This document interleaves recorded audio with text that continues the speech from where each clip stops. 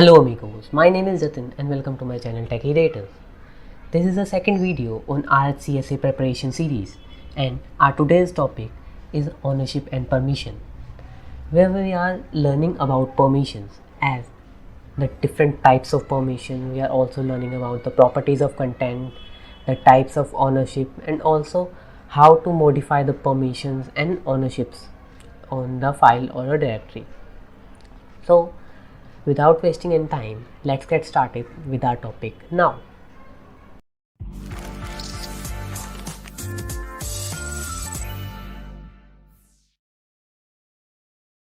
So now we are learning about permissions. First, before the permission, we need to know about the properties of content. So let's run the command ls-ld and let's say slash. So this command shows the property of the content slash.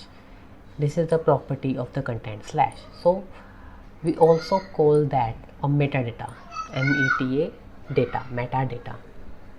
So what is it? So let's explain with an example. Let's open our document. So first you need to understand the thing that the permission flows left to right. Okay, now talking about the property of content. So this is the property we are taking as an example. Now start with the hyphen. That hyphen is the type of content. Now what do you understand by the type of content? And if the content start with the hyphen, this means it's a file. When the type of content is D, it means it's a directory. L for the soft link, C for the character files, B for the block files, P for the pipe files, S for the socket files. So these are the different types of content. Now talking about this RWX, RW hyphen, R hyphen hyphen. What is that? So first RWX is the permission to read, write, execute to the user owner. The first three as the permission for the user owner of the particular file or a directory. We are talking about user and group owner in the further video, so don't confuse about that. So this is the RW hyphen. The next RW hyphen is the permission for the group owners, and now the R hyphen hyphen, that is the last, that is the permission for the other user. Like the, let's say, take an example that the RWX is owned by the root user, let's say. So this is permission for the root user and it's owned by the group root, and in the group root we have almost 10 users. So these permission for all the 10 users contained in the group root, and now all the user left have only the permission of read hyphen hyphen. So what is RW, what is RWX, we are talking about further. So let's now continue with the property of content. That one is for the link count. That root is the user owner of the particular file or a directory, and other root is the group owner of particular file or the directory. As we taken an example that this owner has the permission of RWX, this group owner has the permission of RW, and other has the permission only to read. Now this consists of the date and time of the file modified or created, and this is simply the file name. Now running towards what is this RWX. So we have different types of permission. So these are the types of permission. 0 number consists of the permission where if the file or directory has 0 number of permission, it means they have no permission. And if the file number is 1, then the user owner or the group owner or other user have the ability to execute the file. Here using A and for that we are using W. Please ignore the hyphen, that's for the presentation purpose. That's for the R. This consists of X, yes. So this is the X for execute, W for write, R for read. So user owner of this particular file test has the permission of read, write, execute in a particular file. So root can execute this file, and the group root only can read or write this file, and all other users have only the ability to read this file. They can't modify, they can't execute this file. And what are these numbers? This is the 4, we write by mistake. So what are these numbers? So these numbers consist of a permission. Let's say for the R we have number 4, 2 is for the number, 2 number is for the write, and 1 number is for execute. 0 means no permissions. So for the RWX mean this, we have the permissions 4 for the R, W for the 2, X for the 1. So total is 7. And for the RW hyphen, 4 is for R, W is for 2, hyphen means no permission. So 0 is for hyphen, and the total number is 6. And now R hyphen hyphen, R means 4, hyphen and hyphen is for 0. Now the permission is 4. So while we are studying about the numbers, as we know about RWX, we didn't see any types of number here, but we need this number to modify the permissions of the group, permission of file or directory. We also can modify by the name as by the user owner, but this is a different topic. So let's get into the practical now. Let's say if we are creating a file, TOUCH, let's say test file. So we created a file ls-ld test. If you don't know what touch command is, touch command is simply creating a blank file named test. So a test file created in the current location, where the default property is hyphen is for the file as we created a blank file, RW hyphen is for read, write, and hyphen means no permission, R hyphen means R00, and R hyphen means. So the by default number from this permission are coming as 644. So what if we need to change the permission? We need to change the number. For that we are using chmod command. Chmod generally modify the permission of a file or a directory. Let's say we want to give the permissions to execute for the root user. So these are the permission of root. This for the group, this for the others. Root is the owner, so we can simply type 744 and test. So this file now is executable by the root user only. Other user can't execute this file, only the root user can execute this file. Now we also do the same task by using chmod. Let's say G for the group plus X for execute and test, enter, and simply run. So the group owner also have the permission to execute. Now all the members in the group have the permission to execute this file. The members of the group root all have the permission to execute this file. We can also use this as say G is equals to, first we G hyphen X. Hyphen means to remove the permissions. When we see this, the permission of execute removed. Now if we want to give read, write, execute permission to the group root, we can also use chmod. G is equal to rwx test, enter. Then we check the rwx permission given to the group root. This is the permission for the group owner, this is the permission for the user owner, and others have only the permission to read in the particular file. So we can do lot of things here,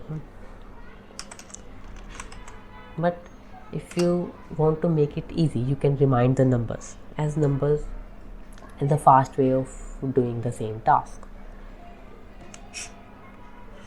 Let's say you can also 444 to test, enter. With the help of number, you can give change all the permissions, all the user owner, group owner and other user permission in a single command with this chmod 444 test. So all the user owner, group owner and the other user have only the permission to read in the particular file.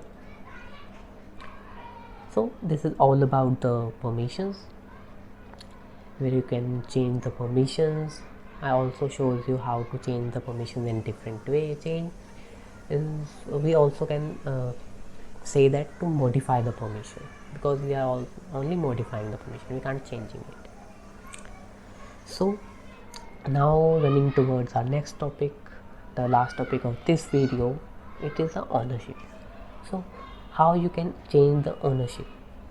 As we are before we are talking about the root user. This file is owned by the root user. This is the user owner, this is the group owner. So how you can change it? Let's say for changing the user owner, we have first we can create a user add. If you don't know how to create a user, please watch my previous video. So user add, let's say test. We are creating a user test. Now we are making the test chon test, enter.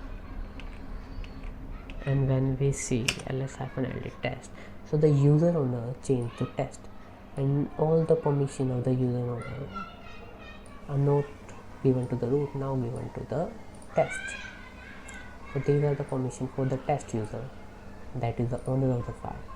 Now how you can change the group, chgrp to change the group owner, also test, enter. Now the group owner also changes to test. Now all the user in the test group have the permission to read only. So this is how you can change the ownership of root and the group. But you see, if you want to give a permission, let's say test user has the permission to read, test group, all the user contained in the test group has the permission to read, and all the other user has the permission to read. So I'm giving you a situation where you need to give permission to a user. Let's say first add a user, let's say test1, enter. So you need to give this user the permission to read, write, execute in the test file without altering other user permission and without altering the ownership of the file. So how you can do that? For doing that, ACLs come into picture. What is ACL? ACL is the access control list. So for the ACL, we can give the permission to any user in the particular system to any file. Let's say check with an example. For setting ACL, we have command set facl -n u for the user colon the username test1 colon. Let's say we need to give this user the permission to execute in the particular test file. So rwx in the test, and when we enter, simply ls-ld test. You are seeing changing any changes. Look.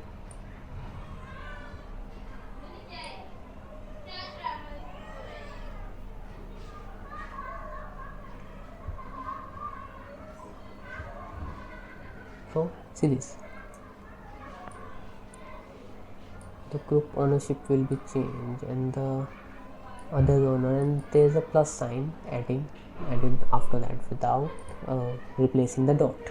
Now if you want to check the Excel control list, you can simply get FACL test, enter, and you see the user has the permission to read as we given before, the group has the permission to read as we given before, other has the permission to read, and the user test1 has the ability to read, write, execute.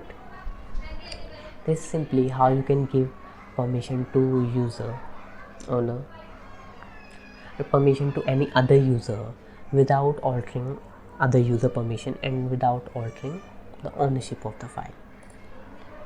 Let's say if you want to change the permissions of any group, you can simply replace this U with the G. Let's test this. G, enter.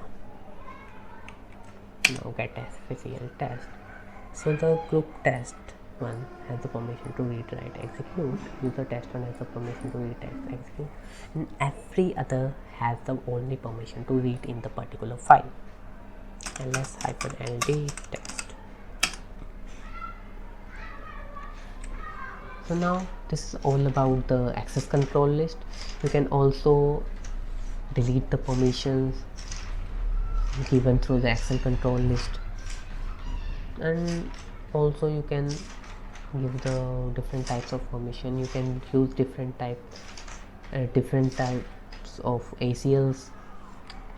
Like if you want to remove the permission, simply set FACL-X for removing the permission, U and colon test 1, enter.